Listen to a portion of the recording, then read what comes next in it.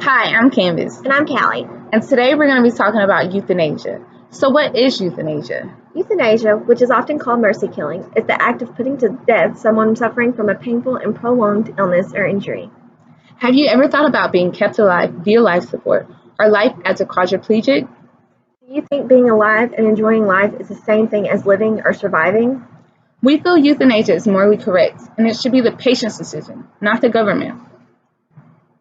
Euthanasia or mercy killing can be beneficial to the patient and the institution. We have researched many cases that struggle with the ethical issues of mercy killing, and majority of the cases only surpass if the condition improved quality of life.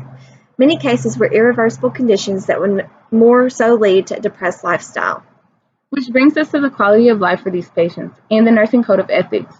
Quality of life is defined as the standard of health, comfort, and happiness experienced by a group or individual. Provision 1 of the ANA Code of Ethics states the nurse practices with compassion and respect for the inherent dignity, worth, and unique attributes of every person. Provision 2, the nurse states the nurse's primary commitment is to the patient.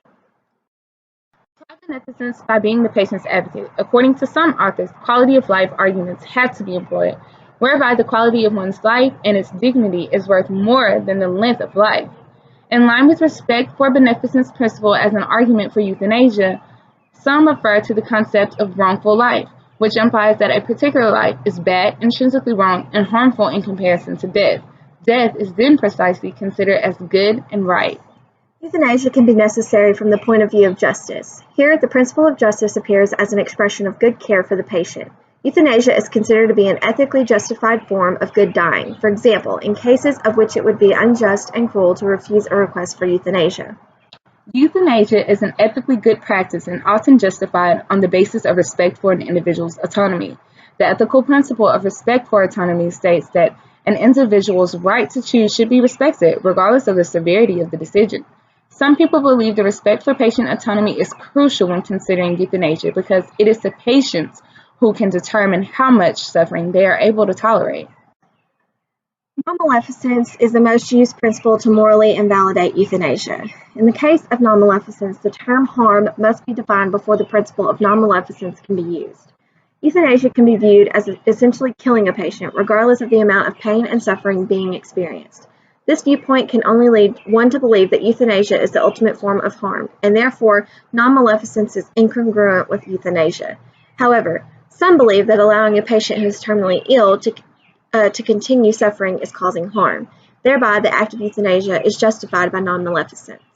Consumer polling demonstrates that almost 75% of American adults believe individuals with serious illnesses should be allowed to terminate their lives.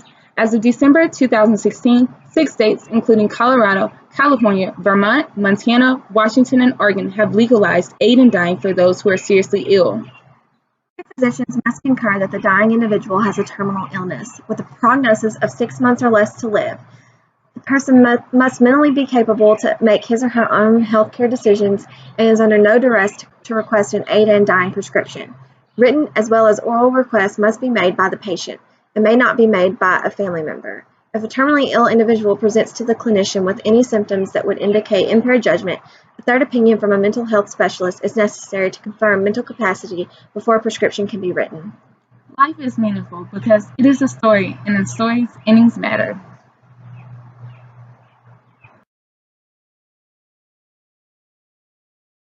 Talking about euthanasia. Wait, I forgot. Life is the same thing as living or surviving. Today we're going to talk about euthanasia. So what is euthanasia? Life. In line with respect for beneficence, euthanasia.